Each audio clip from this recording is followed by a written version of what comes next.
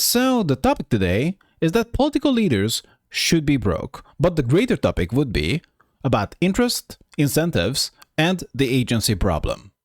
Which is, an agency problem is a conflict of interest inherent in a relationship where one party is expected to act in the best interest of another. So they have conflicting interest, but this is especially bad if one party overpowers the other. Like, let's suppose you go to the used car lot and they might tell you a bunch of nonsense, but you're not going to buy and you just leave. And their incentive is to milk you for as much as possible, and your incentive is to buy a good car, right? A good value. And while they might be promoting themselves as someone who's there to help you, their interest is sharply against this, sharply against you. And if you're going to trust something, you should be trusting interest and incentives. Yet in this case, you could opt out, right? But to finally use the same example, if you cannot opt out, then I guess they would just abduct you, force you to sign over all your money, and even take back your car. Your car. Basically, they take as much they can take. And their only limitations would be some kind of rules and laws and whatever that possibly a little bit would perhaps give them something to think about before they do something illegal. But everything else is not only on the table, but highly, highly incentivized. So, circling back to our main topic, there's a fundamental conflict of interest. And not even a close one, but oftentimes this interest is entirely opposing. So even in the relationship in a work setting, you have the worker whose interest is, I guess, getting the most money, but the interest of the company is also getting the most money. And I guess the interest of the worker would be also to keep their job, I suppose. But I suppose the company would be entirely incentivized to exploit the worker for as much as they can. And the worker's incentive would be just to bullshit and try to take as much as they can, even though they are the subservient in this relationship. And that is important to emphasize here.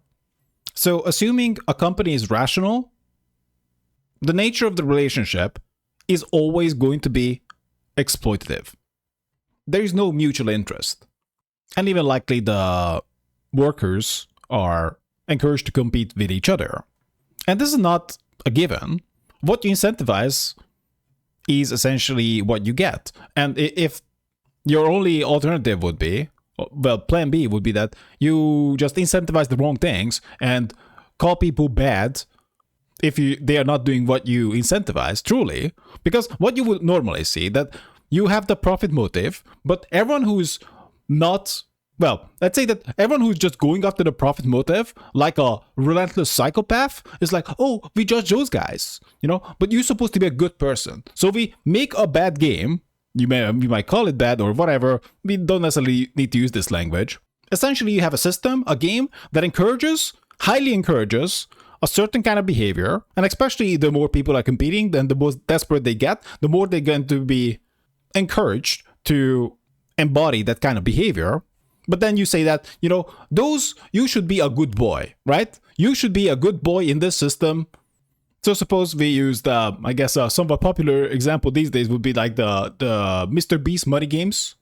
Can you really blame the people for going after the money? Because I cannot. That is literally the game. And if Mr. Beast wanted to see a different game, he would make different rules.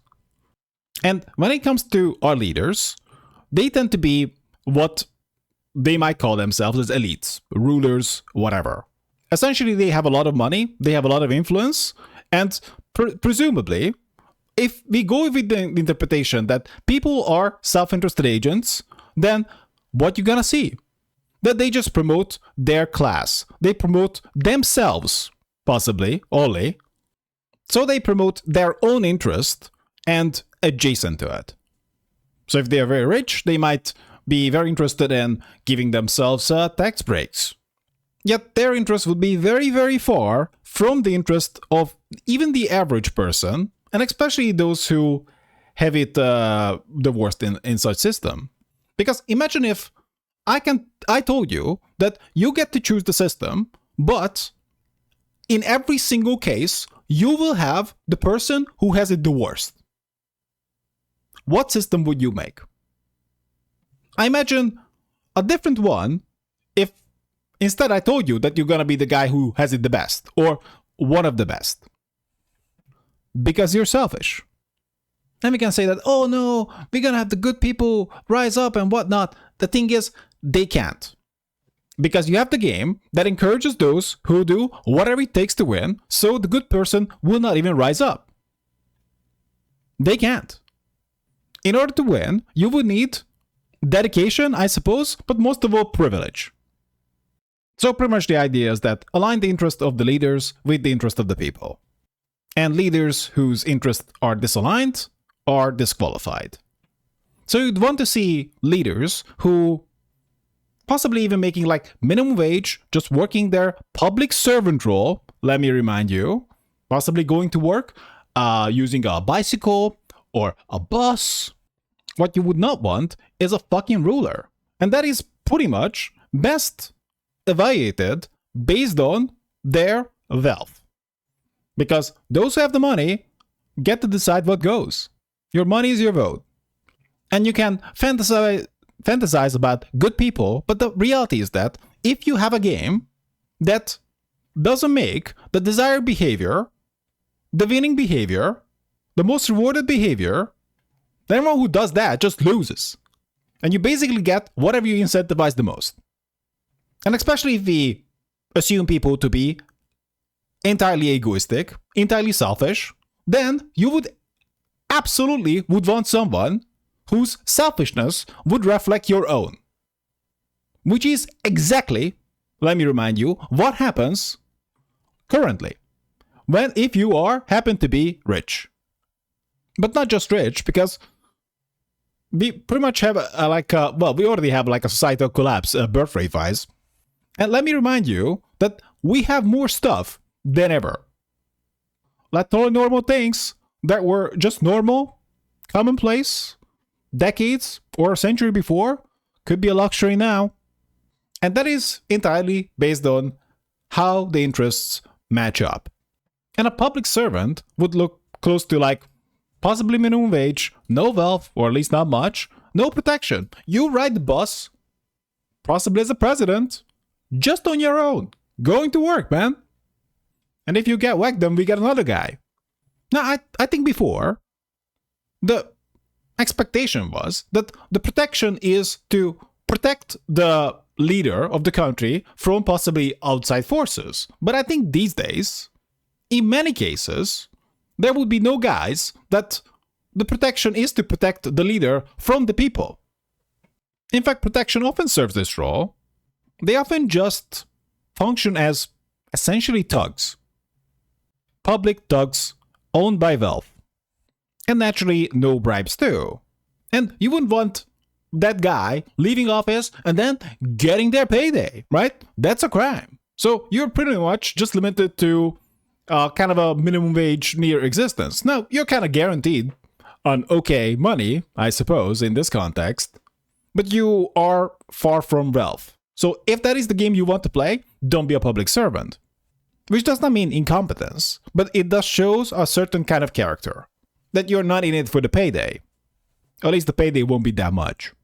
Another bit of problem is that people might say that voting matters. And you can say that it is not zero. And we might not talk about that you only get to choose some pre-selected options.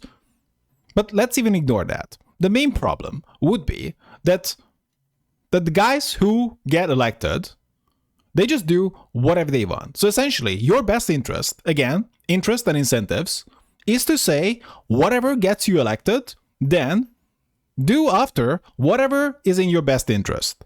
That's it. Anything else would be stupid.